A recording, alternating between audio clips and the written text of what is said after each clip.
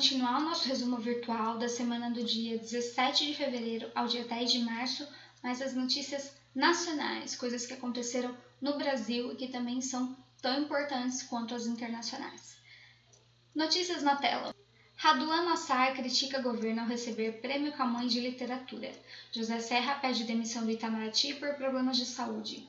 Aloísio Nunes e Osmar Serraglio tomam posse no Palácio como ministros. Temer oficializa novo líder do Congresso na Câmara e cria cargo para acalmar PMDB. PIB do Brasil cai 3,6% em 2016 e país tem pior recessão da história recente. Primeira notícia. Raduan Nassar critica governo ao receber Prêmio Camões de Literatura. Escritor diz que governo é repressor e atrelado ao neoliberalismo. Quem dá prêmio ao adversário político não é a ditadura, rebateu Freire. Bom, eu trouxe essa notícia porque ela foi amplamente divulgada pela mídia e eu acho que ela tem uma carinha assim de VUNESP, né? Por quê? Porque esse Prêmio Camões de Literatura, ele não é muito conhecido assim, né? E então eu acho importante a gente gravar esses dois nomes aí, quem não é muito da literatura, né, de conhecer e tal. Acho muito importante a gente gravar, então, esses nomes, né? O Raduan Nassar e o Prêmio Camões de Literatura. Esse Prêmio Camões de Literatura, vamos ler aí no slide, né? Ele é o mais importante da língua portuguesa, ele é concedido pelos governos do Brasil e de Portugal em conjunto. É um prêmio de 100 mil euros, tá? Então é bastante significativo. E aí o vencedor, né, do ano de 2016 foi o Raduan Nassar, que foi receber o prêmio, e aí no discurso dele, em vez dele só agradecer o prêmio, ele fez um discurso político, em que ele criticou amplamente, duramente, o governo Temer, e não só o governo, mas também alguns políticos do governo Temer, né, que estão no poder. Então ele criticou aí o impeachment da Dilma Rousseff, diz que foi um golpe, diz que o governo do Temer é repressor, criticou o ministro Alexandre de Moraes, né, que era ministro da Justiça e agora assumiu no STF, né, no lugar do Teori Zavascki. Criticou tudo isso e lá no prêmio estava o ministro da Cultura, né, o Roberto Freire. Então ficou uma situação assim bastante constrangedora e as pessoas que estavam lá estavam apoiando o Raduan Nassar. E a hora que o ministro da Cultura, o Roberto Freire, ia falar, o pessoal vaiava. Então, foi amplamente divulgada essa notícia. Talvez, se o Raduan Nassar não tivesse feito um discurso político e duro, né, ao governo atual, essa notícia nem tivesse sido divulgada, ninguém teria dado importância. Mas como isso aconteceu, né, então foi amplamente divulgada. E o ministro da Cultura, Roberto Freire, em contrapartida, ele disse: quem dá prêmio ao adversário político não é a ditadura. É fácil se fazer manifestação com um governo democrático como esse, né?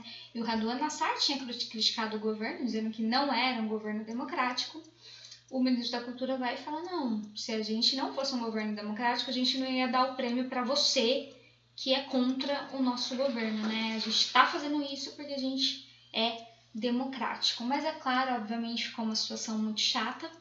E uma nota oficial do Ministério da Cultura disse, né, que o PT vem tentando desestabilizar a democracia por meio dessas pessoas que seriam infiltradas, né, do partido. Então acho que a gente tem que ficar de olho, porque de repente pode cair uma questão citando essa situação e aí dizendo quem foi o escritor, né, e que prêmio ele recebeu, provocando essa situação. E aí você tem que saber que é o Raduan Nassar, o Prêmio Camões de Literatura. Próxima notícia. José Serra pede demissão do Itamaraty por problemas de saúde.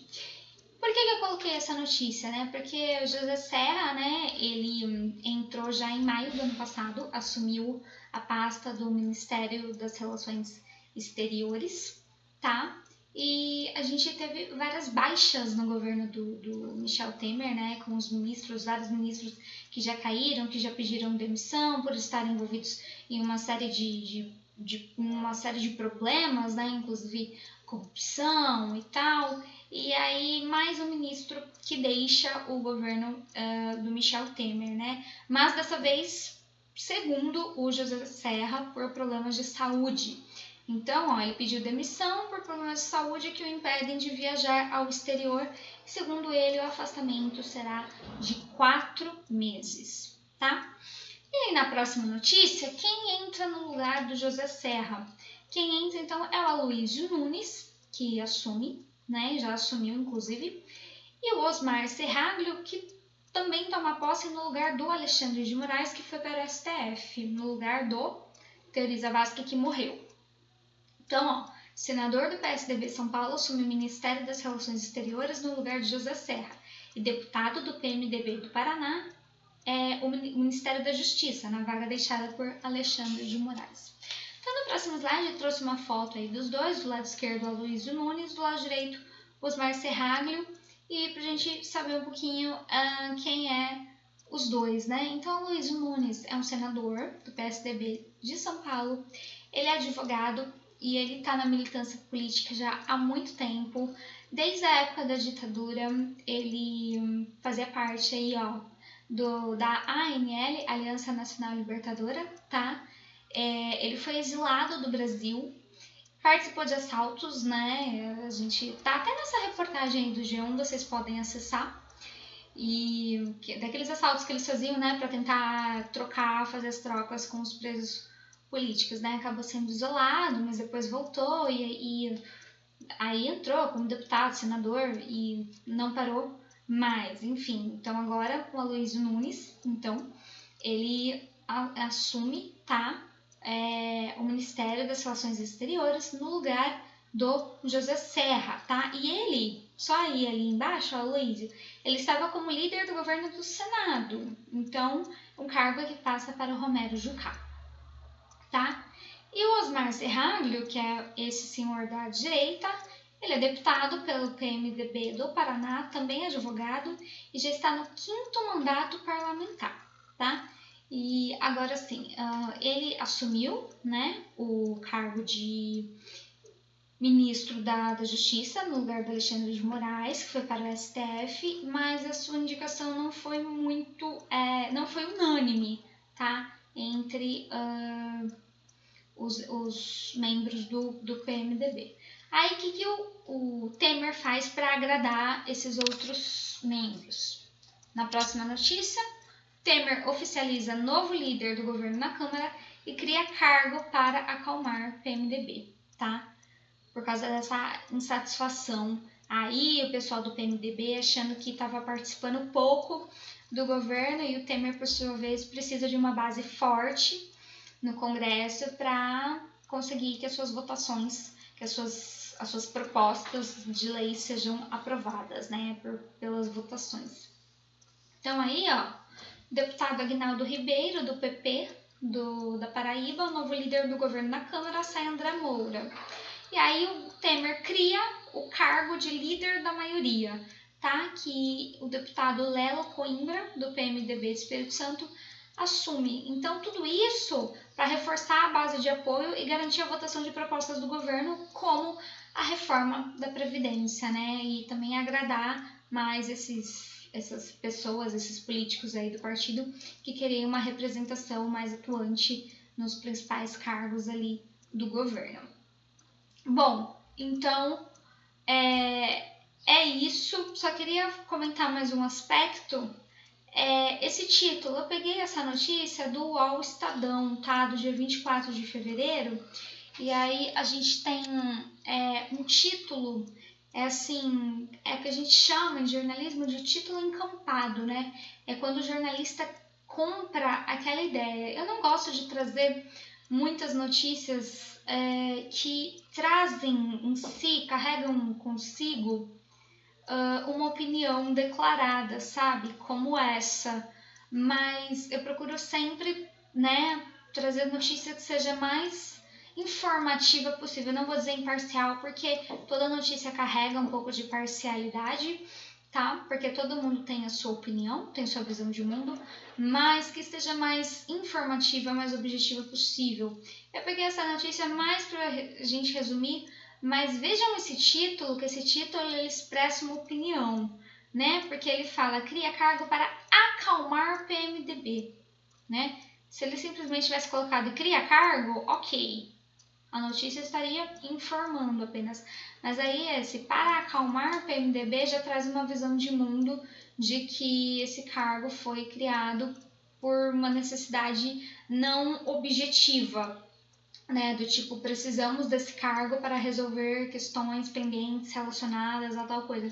Mas por uma coisa de partido. Precisamos criar esse cargo para colocar pessoas do partido e ter mais representatividade.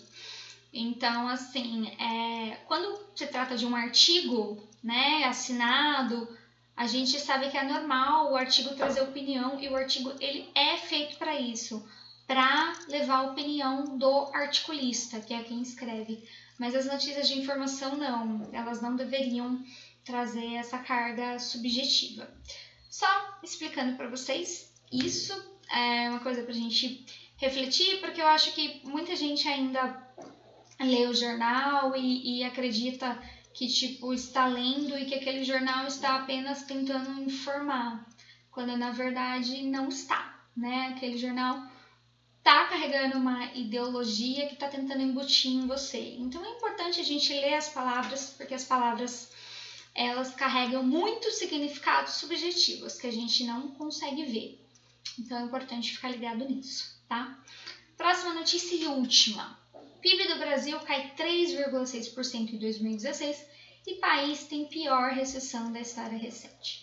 Muito importante ficar alerta a essas questões de economia, né? Porque a gente vive uma crise econômica aí muito severa, né? Com a inflação aí que no ano retrasado atingiu aí os 10%, saiu muito fora do centro da meta, que é de 4,5%, e o teto da meta 6,5%, ultrapassou muito isso. Então, muito importante a gente ficar de olho nessa questão. E claro, isso é um reflexo, né, direto da crise. Porque se o PIB, porque se a gente tem crise, se a economia está parada, a gente não vai produzir igual produzia antes da crise, né? Então, a gente entender um pouquinho o que é o PIB, é o Produto Interno Bruto, né? É a soma de tudo que foi produzido no país, né? Reflete a riqueza do país. Então, é fácil entender por que o PIB encolheu. Por quê? Se eu tenho uma crise, na minha fábrica, sei lá, eu produzo 100 TVs por mês. Só um exemplo assim, bem fora dos padrões, mas um exemplo, eu produzo 100. As pessoas elas não estão comprando mais TV, porque se tornou um item supérfluo de segunda necessidade e as pessoas estão desempregadas, então elas não podem comprar TV. Então, eu não consigo mais vender as minhas 100 TVs, eu só consigo vender 50. Então, eu não vou produzir mais 100, eu vou produzir 50. Então, se antes com 100 TVs eu ganhava, sei lá, 10 mil reais, não, tá bem fora esse valor, mas só dando um exemplo. Eu ganhava 10 mil reais, com 50 eu vou ganhar 5 mil reais. Ou seja, a minha riqueza diminuiu, meu valor de produção diminuiu. Então, o PIB, ele encolhe, né? Além do que, se eu precisava de 100 funcionários para produzir essas 100 TVs na minha fábrica, eu vou precisar de 50. Então, 100 empregados, 50 empregados vão ser demitidos. E aí eu produzo menos, tenho menos riqueza, né? Então, nosso PIB encolheu, um reflexo direto da crise que a gente está vivendo, tá? Em 2015, vale lembrar, também teve queda de 3,8% e desde 2014 acumula então uma queda de 9%, que é a pior registrada desde 1947, quando começou a fazer essa medição do PIB, tá?